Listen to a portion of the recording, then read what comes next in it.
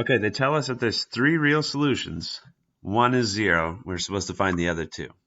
So one trick we have up our sleeve is we can factor out the greatest common factor. So definitely can factor out a 4 from both of these. How about we factor out x to the highest power possible? We have x to the 4/5. 4/5 is the highest power we can take out of these. And if you divide 4 by 4, you're left with just 1. And if you divide that x to the 6/5 power by x to the 4/5, you can subtract the powers, so that's x to the 2/5 left over.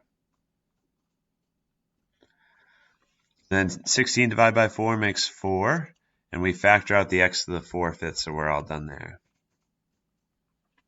Okay, so what we usually do after we factor is we set each factored piece equal to 0. If you set this equal to 0, you're just going to get the x equals 0 solution we already know about. So we're interested in this part, x to the 2/5 power minus 4 equals 0.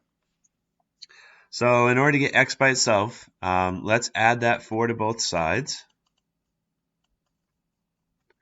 And then we can raise both sides to the power of 5. Because look, if you have powers on top of powers, they multiply. So if I raise x to the 2/5 to the power of 5, 2/5 times 5 makes 2.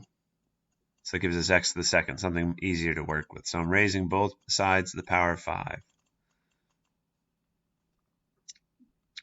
And if I do that, 4 to the 5th, maybe if I sat and thought about it, I could figure it out.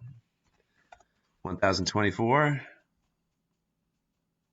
And the last step is to get x by itself by taking a square root of both sides. And an important thing to remember is that if you have x squared, you could have a positive or a negative number equal 1024. So we have two answers here, positive or negative square root of 1024. So positive or negative 32.